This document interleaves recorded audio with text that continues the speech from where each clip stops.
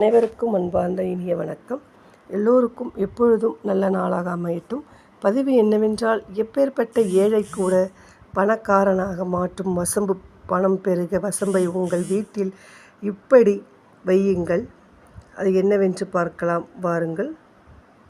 பணம் சேர வசம்பு பரிகாரம். அனைத்து நண்பர்களும் அன்பான வணக்கம். இன்றைய காலகட்டத்தில் பணம் என்பது மிகவும் அவசியமான ஒன்றாக மாறிவிட்டது. இந்த பணம் இருந்தால் மட்டுமே நமது தேவைகளை பூர்த்தி செய்ய கொள்ள முடியும். இத்தகைய பணம் நமது வீட்டில் அதிகம் பெருக ஒரு அருமையான ஆன்மீக டிப்ஸை பற்றி நான் பார்க்க போகிறோம். அதாவது பெயர் சொல்லாத பொருள் என்று சொல்லப்படும் வசம்பை வைத்து ஒரு தகவலை பற்றி நான் பார்க்க போகிறோம். வசம்பு பொதுவாக நேர்மறை ஆற்றலை அதிகரிக்கக்கூடிய பொருள். ஆக இந்த வசம்பை நமது வீட்டில் குறிப்பிட்ட இடங்களில் வைப்பதன் மூலம் பணம் வரவையும் அதிகரிக்க முடியும் மற்றும் நமது வீட்டிலும் நேர்மறை ஆற்றலை அதிகரிக்கலாம்.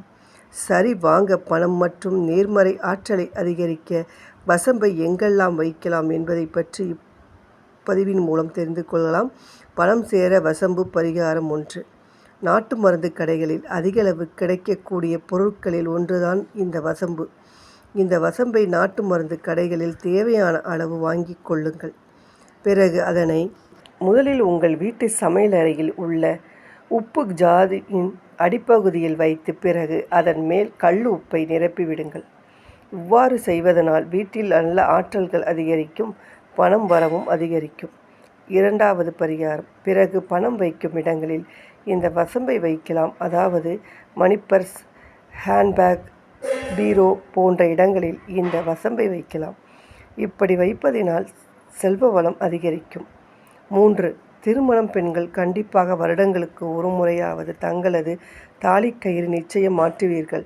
அப்பொழுது அந்த தாலிக்கயிற்றில் சிறிய அளவிலான வசம்பை வைத்து இறுக்கமாக கட்டி தாலிக்கயிற்றின் வலது புறம் வரும்படி கட்டிக்கொள்ளுங்கள். பிறகு அந்த தாலிக்கயிற்றை உங்கள் கழுத்து கட்டிக்கொள்ளுங்கள். இப்படி செய்வதனால் உங்கள் கணவரின் ஆயுள் அதிகரிக்கும், மாங்கல்யம் வலுப்பெறும், குழந்தை இல்லாதவருக்கு குழந்தை பாக்கியம் கிடைக்கும். 4.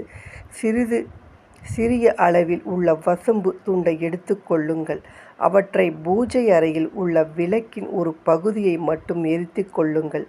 பிறகு அந்த எரித்த பகுதியை அந்த விளக்கில் உள்ள எண்ணெயிலே நனைத்து எடுத்து கொள்ளுங்கள். இப்பொழுது அவற்றில் இருந்து மை போல் வரும். அவற்றை உங்கள் நெற்றியில் வைத்து கொள்ளலாம் அல்லது உங்கள் உச்சந்தலையில் வைத்து கொள்ளலாம்.